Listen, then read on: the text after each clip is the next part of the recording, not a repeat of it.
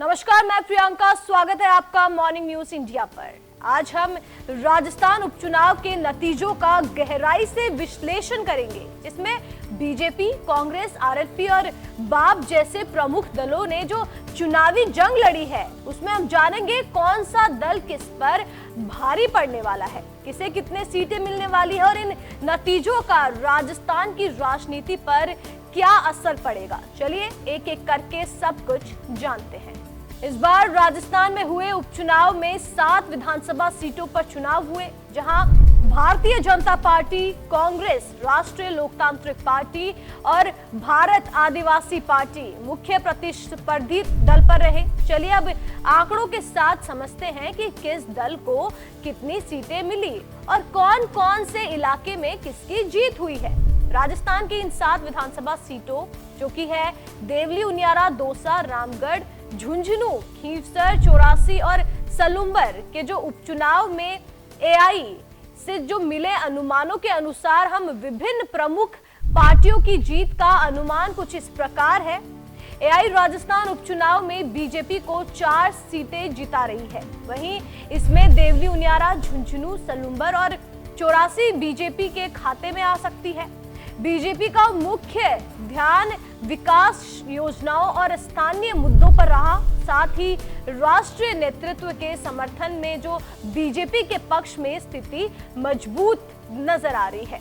लोकसभा चुनाव के बाद कांग्रेस पार्टी उपचुनाव में कुछ खास कमाल नहीं दिखा पाई है। दरअसल कांग्रेस ने लोकसभा में अच्छा प्रदर्शन किया, लेकिन उपचुनाव में एआई के मुताबिक कांग्रेस 2 ही सीटों पर सिमट जाएगी। दौसा और रामगढ़ की सीट कांग्रेस के खाते में आती दिख रही है। वहीं कांग्रेस का मजबूत ग्रास रूट जो नेटवर्क है, वो स्थानीय उम्मीदवारों की लोकप्रियता ने कांग्रेस को इस क्षेत्रों में बढ़त दिलाई है। इन क्षेत्रों में कांग्रेस के सामाजिक विकास और कल्याणकारी योजनाओं का भी प्रभाव दिखाई दे रहा है। वहीं हनुमान बेनीवाल की पार्टी खींवसर में डबल इंजन की सरकार बनाती दिख रही है। आरएलपी अपनी पार्टी की राजधानी खींवसर की विधानसभा सीट पर कब्जा जमाती दिख रही है। खींवसर क्षेत्र में आरएलपी का प्रभाव बढ़ रहा है, खासकर युवाओं और किसानों में। आरएलपी की राज्य के जो मुद्दों हैं उन पर फोकस और विपक्षी भूमिका की वजह से उन्हें ये सीट मिलने की